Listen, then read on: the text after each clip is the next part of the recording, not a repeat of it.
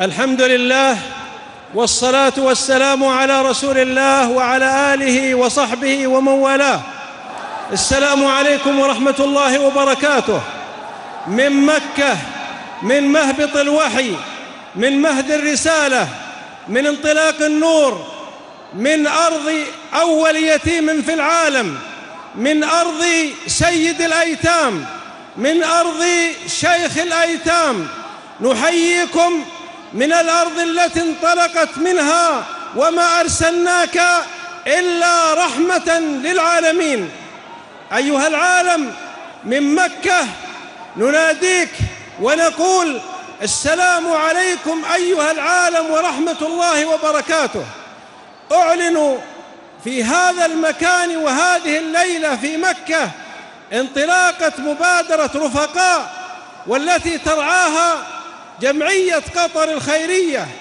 الشكر لمعالي الشيخ حمد بن ناصر بن جاسم آل ثاني المشرف العام على الجمعية. الشكر للأستاذ يوسف بن راشد الكواري مدير الجمعية.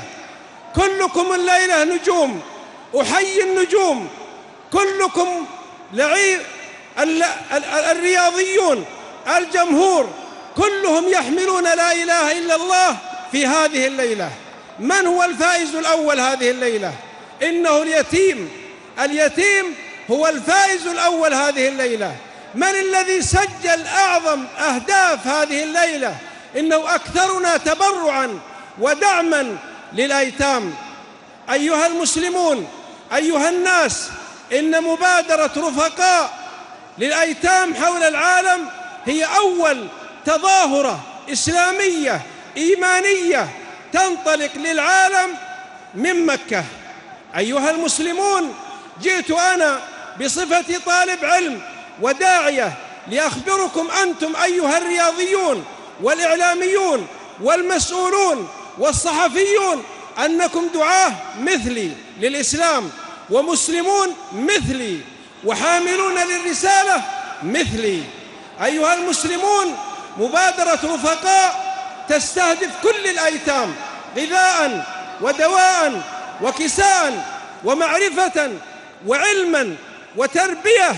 وسوف نحدثكم إن شاء الله بعد مكة من عواصم الدنيا، من الصين شرقا إلى غرب أوروبا غربا، لنحمل وما أرسلناك إلا رحمة للعالمين.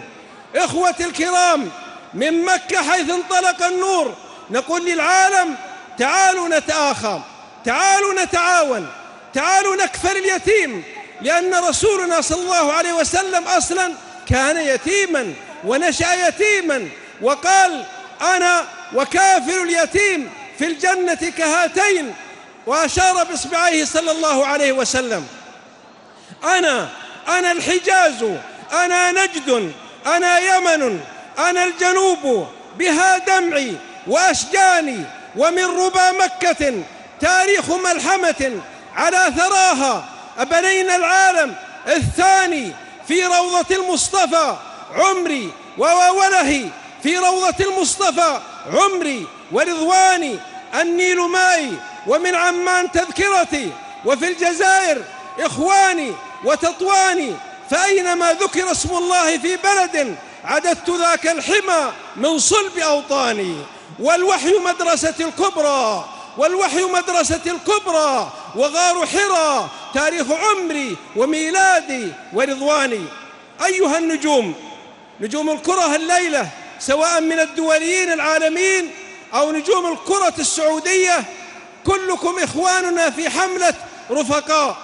وبمناسبة رأس السنة فإني أخاطب أتباع عيسى عليه السلام المسيحيين وأقول: يا أهل الكتاب تعالوا إلى كلمة سواء بيننا وبينكم ألا نعبد إلا الله ولا نشرك به شيئا ولا يتخذ بعضنا بعضا أربابا من دون الله، فإن تولوا فقولوا اشهدوا بأننا مسلمون.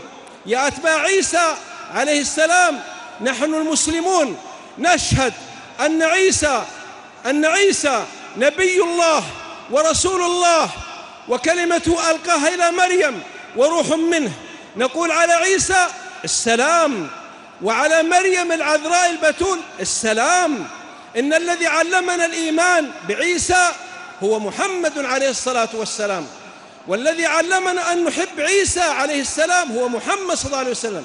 فأناشدكم يا أتباع عيسى في رأس السنة من مكة أن تؤمنوا برسولنا صلى الله عليه وسلم كما آمنا برسولكم، وأن تحبوا رسولنا صلى الله عليه وسلم كما أحببنا رسولكم. إخوتي أيها الجماهير، هذه الليلة أحملكم رسالة الدعوة إلى الله جميعا. لا فرق بين الرياضي وطالب العلم والسياسي والتاجر والإعلامي والعسكري والمدني، كلنا خدام لمحمد بن عبد الله صلى الله عليه وسلم، كلنا حملة للنور. أيها الحضور، الضيوف من خارج المملكة ومن داخلها، أنا أحييكم بتحية السعد الشيرازي العالمية في أحبابه. قال للمحبوب لما زرته: من ببابي؟ قلت: بالباب أنا. قال لي: أخطأت تعريف الهوى حينما فرقت فيه بيننا، ومضى عام فلما جئته أطرق الباب عليه موهنا. قال لي: من أنت؟ قلت: انظر فما ثم إلا أنت بالباب هنا.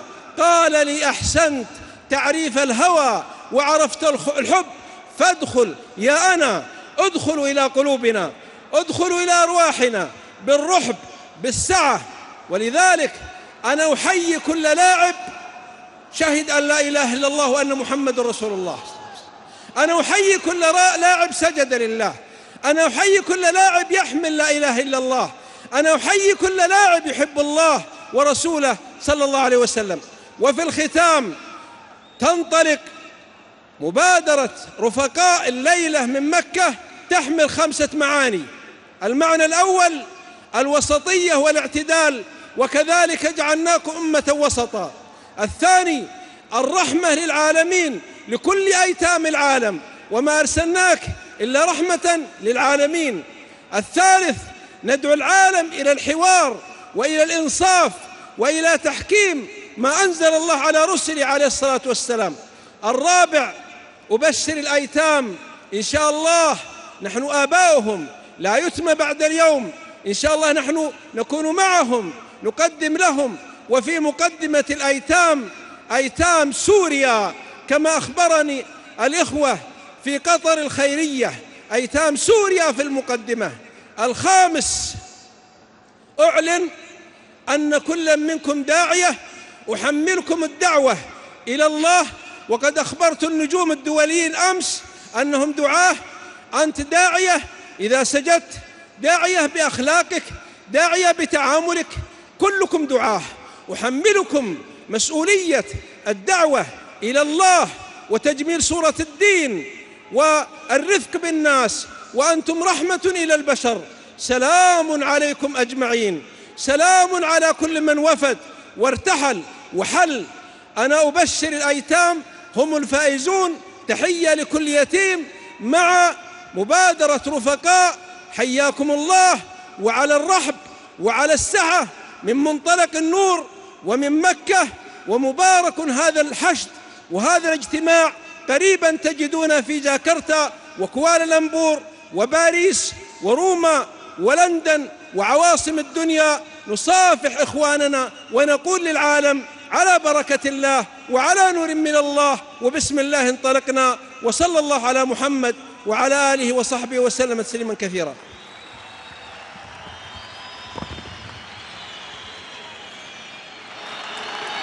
جزا الله خير فضيلة الشيخ الدكتور عادل. أعزائي ننتقل يمكن لزميلنا رياض المزهر. رياض المايك معك، تفضل. لك عمار، نرحب بالشيخ الدكتور عادل القرني، نرحب فيك ابو عبد الله. سعيدين احنا بتواجدك معنا، دائما نتابعك كرياضيين من خلف الشاشات. اليوم نجدك معنا في ارضيه الميدان، ودعم في خطوه مهمه واستغلال سمعه الكره وتاثيرها على الرياضيين وعلى الشباب السعوديين بشكلها. شو اللي شجع الشيخ عايض انه يتواجد في مثل هذا المحفل؟ أنا شجعني أنني وجدت الرياضة داخله بيوتنا، شئنا ما بينه. أبناء إخواني، زملائي، أصدقائي أصبحوا مع الرياضة. الرياضة هي أصلا حملة عالمية لا يستطيع الإنسان يتخلى عنها، هي أصبحت عشق للملايين. فأنا قلت رسولنا صلى الله عليه وسلم دخل سوق عكاظ ودخل سوق المجنة وزار اليهود وزار النصارى. أنا آتي إلى أبنائي لأنهم مسلمون أصلا، أعلمهم، أقترب منهم، أحدثهم، أسمع منهم. وإسلامنا ليس في المسجد فقط، إسلامنا في الملعب، في الثكنة، في المكتب، في الطائرة، في السيارة. نحن نحمل رسالة عالمية، وما أرسلناك إلا رحمة للعالمين. نحن نمتلك الحل الإسلام، حل الرحمة، التآخي، التآلف، حتى الكلمة التي نطلقها للعالم ويطلقها الرياضيون فيما بينهم: السلام عليكم ورحمة الله وبركاته. نحن نريد دين الإسلام والسلام. أنا سعيد هذه الليلة لأني أول مرة وأول تفاعل فيها وتظاهرة إيمانية أحضرها مع أبنائي، والحقيقة أنني مسرور جدا لأني رأيت الروح الرياضية التي أسمع عنها، وجدتها في الدفء الذي استقبلت به من الرياضيين، وأنا أنشدهم الروح الرياضية دائما وأبدا. بما أنك تكلمت في الروح الرياضية، بستغل هذه النقطة أبو عبد الله وأتكلم معك عن الرياضة، ميولك الرياضية، الخانة اللي كنت تلعب فيها زمان، الكورة مع ربعك وأصحابك، مميزاتك كلاعب كرة قدم. أنا رديء في كرة القدم وقوي قليلا نسبيا في كرة الطائرة، أما في القدم يفتح الله ويسهل. وقالوا اليوم يمكن تشارك، قلت يمكن أشارك حارس مرمى بالبشت علشان أصد الكرة بالبشت. مالك ميول لأحد الأندية الرياضية؟ قولي لا إله إلا الله وكل معهم لا إله إلا الله، لأننا لابد الداعي كل الجميع لا يتحيز إلى فئة. وأنا أطالب بالروح الرياضية. التعصب الرياضي مذموم، المقتل السب الرياضي مذموم، التحارش والتهارش مذموم. نحن أمة رحمة، نلعب بروح رياضية، فاز من فاز، غلب من غلب، فنحن إخوة في الأخير، إنما المؤمنون إخوة، ميثاق رباني. أبو عبد الله، أخيرا راح تعدنا أنك راح تستمر معنا في الأجواء الرياضية. أنا الليلة يعني أنا منشرح الصدر ومرتاح البال، وشعرت بدفء أبنائي الرياضيين وحفوتهم، فأنا مستمر إن شاء الله، وبإذن الله تنطلق دعوتنا نخبر العالم أنه لا فرق بين الرياضي وطالب العلم والشيخ والسياسي والعسكري والإعلامي، كلنا ترى في مشروع لا إله إلا الله محمد رسول الله. السؤال الأخير يا دكتور اسمح لي فيه، لماذا لا تنطلق مثل هذه المبادرات من أرض الحرمين؟ ليش إحنا دائما تكون مشاركاتنا لإخواننا الخليجيين أو العربيين اللي يبادروا في مثل هذا؟ الحمد لله حتى نحن سباقون، لكن هي مجالات تخصصات، وإلا الحمد لله عندنا بشرك جمعيات وعندنا مؤسسات، ولكن أيضا نساعد الآخرين. نحن أيضا من يأتي نرحب به ونساعده، وإلا فالحمد لله أنا دخلت ورأيت الجهود، حتى زرت ما يقارب يعني أكثر من 40 دولة ورأيت الجهود. إخواننا في قطر، إخواننا في الإمارات، في البحرين، في الكويت، في أي دولة إسلامية، مرحبا بهم، نحن وإياهم، أنت أنا فمن أنا، كل من يخدم الإسلام نرحب به ونعاونه ونساعده، واعتصموا بحبل الله جميعا. والعصر إن الإنسان اللي في خسر إلا الذين آمنوا وعملوا الصالحات وتواصوا بالحق وتواصوا بالصبر.